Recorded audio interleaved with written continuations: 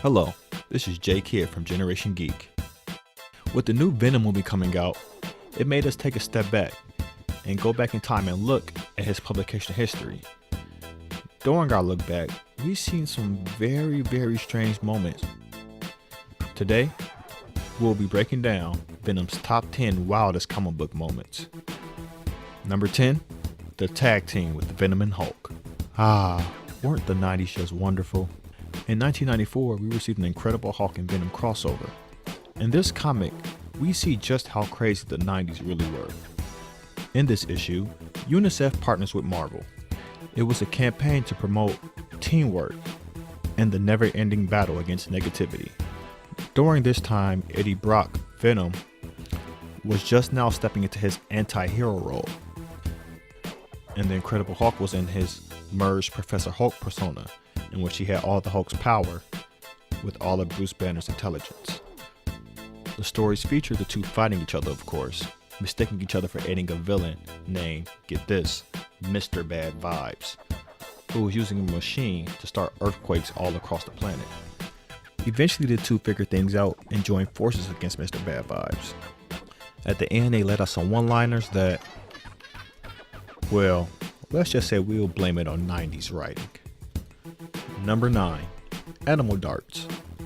In 2009, Marvel was going through its Dark Reign arc. This just so happened to be one of my favorite times in Marvel Comics, where it shows villains posing as superheroes. And the villain known as Green Goblin, Norman Osborn, was pretty much the top cop in the United States of America. During this time, the Venom symbiote was being used by the villain known as Scorpion, Matt Gargan, who is posing as Norman Osborn's Spiderman. Being one of the more wild versions of Venom, he's not really easy to control for Norman Osborn, so he sends the son of Wolverine, Daken, and the supervillain Bullseye, who never misses, posing as Hawkeye, to bring in Venom. Bullseye uses his unique ability to turn anything he can get his hands on into a weapon, which at the moment was a poodle. Yep, that's right. He threw a poodle right into Venom's eye. Number 8, Venom Dinosaur. Yep, you read that right.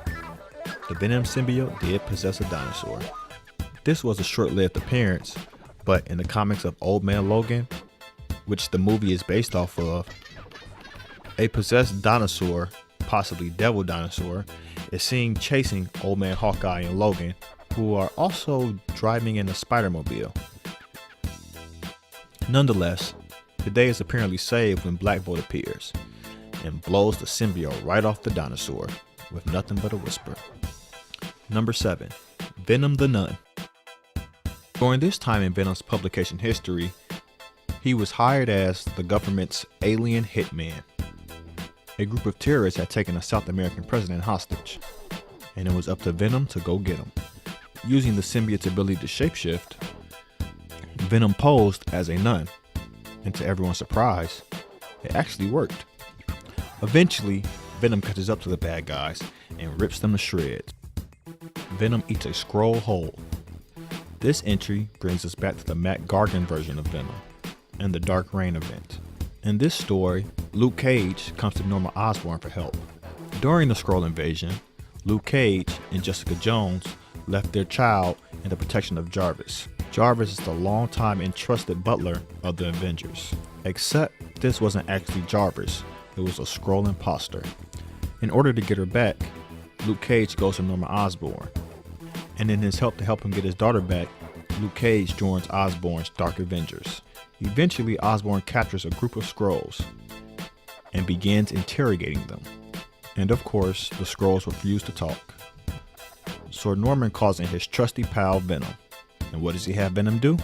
Simply, just eat the second Skrull to get the first one talking. And hey, guess what? It worked. Number 5, Venom and Bones. This story takes us to What If number 114. It was the final issue of the run in the 90s and was based on the Secret Wars, in which Spider-Man got the symbiote. But in this story, the Beyonder and Galactus killed each other. With this act, the heroes and villains were left on Battleworld for 25 years. many of the heroes end up making a life for themselves and reproducing. But if you remember anything about Secret Wars, you remember this was the series in which Spider-Man got the symbiote costume in the first place. And in this story, we're not told much of what Spider-Man has been up to all this time, but in the latter end of the story, the heroes all attack Dr. Doom's castle. And in one panel, Spider-Man is struck by one of Claw's sonic blasts. And if you know anything about the Venom symbiote, you know it has an extreme weakness to sound. But when this happens, the symbiote is ripped off of Spider-Man, and what is revealed is that he is all bones. Did the symbiote eat his flesh, or did it just decay? We will never know. Number 4, The Kiss. Daniel Way's Venom series has mixed reviews at best. But to make a long story short, the Fantastic Four show up to stop Venom. And of course, when it's clobbering time, the Thing jumps in. The Thing is shown overpowering Venom, and when Venom finally decides to retaliate, he does it in the weirdest way possible. He literally sticks his tongue down the Thing's throat. I mean, it worked. Number 3, The Venommobile. In Venom number 36, a run by Cullen Bunn, we see our new Venom, Flash Thompson, now going as Agent Venom, in Philadelphia trying to hunt down a crime boss. Eventually the story leads to some villains getting in the car and driving off. And suddenly, he sees an old stripped car with the wheels taken off and everything, and he gets an idea.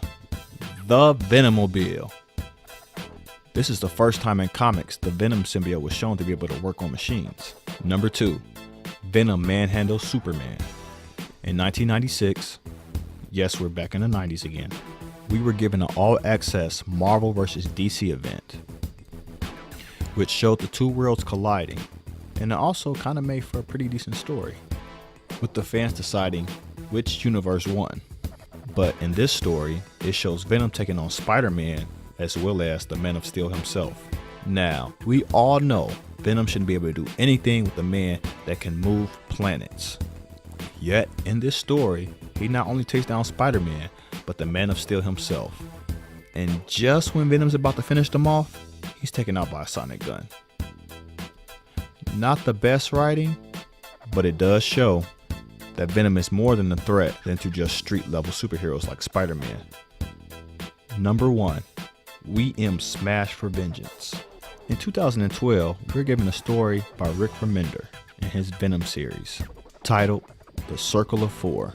It's actually quite a nice little play on the Fantastic Four in the 90s, who at the time were Spider-Man, Wolverine, Hulk, and Ghost Rider. In this story, Venom, Flash Thompson, takes the place of Spider-Man, X-23 takes the place of Wolverine, Red Hulk, General Thunderbolt Ross, takes the place of Bruce Banner, and the short-lived version of the female Ghost Rider, Alejandra Jones, takes the place of Johnny Blade.